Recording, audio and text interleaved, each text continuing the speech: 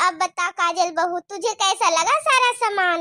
Mummy जी सारा सामान तो बहुत अच्छा है।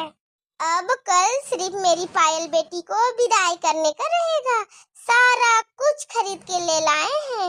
हाँ, फल मिठाई सब कुछ खरीद लिए हैं आज के आज ही। कल कुछ नहीं रहेगा खरीदना और इतना। बस दामाद बाबू आएंगे, बस उसके पसंद का खाना बनेगा, खाएंगे और विदाई कर देंगे बेटी को। हाँ मम्मी जी बहुत अच्छा किए आप, आज ही सारा खरीदारी कर लिए। मम्मी जी आपको तो याद है ना, मेरा भी भाई लेने आ रहा है हमको। हाँ हाँ काजल बहू, तुझे तो हम बोले ना कि ठीक है पायल बेटी को विदाई करेंगे, उसके बाद तू भी चली जाना मायके। बार बार क्यों एक ही बात बोले जा रही है?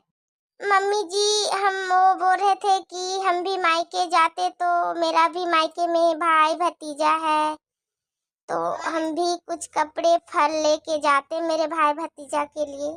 देख काजल बहू, हम साफ साफ बोल देते हैं, तू मायके जा रही है ना, तो हम उतना सारा सामान तुमको नहीं दे सकते क्योंकि मेरे पास उतना पैसा नहीं है।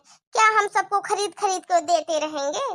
और तेरा मायके जाने का जो बात है ना, तो ज्यादा से ज्यादा 1 दर्जन केले ला करके दे देंगे, मायके जा करके अपने भाई भतीजा को खिला देना।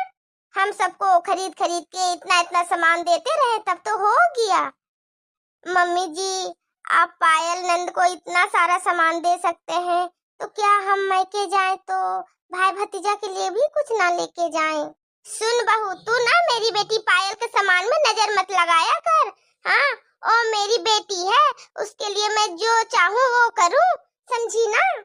मम्मी जी घर का कोई काम करना हो तो बहू करे, सास बीमार हो गई हो तो बहू सेवा करे, घर में जो भी आना जाना हो वो बहू करे, और अगर कुछ भी देना लेना हो तो बहू को नहीं बेटी को देना है, क्योंकि बेटी तो बेटी है और बहू तो दूसरे घर की बेटी है, उसको क्यों देना?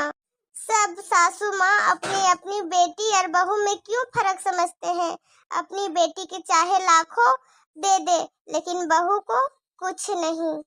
आज सारा उम्मीद बहू से, सब कुछ बहू करे, अगर एक काम बहू ना करे तब तो बहू बहुत खराब है और बहू को कुछ ना समझे सास। देख काजल बहू, तू इतना नाराज मत हो, समझी ना?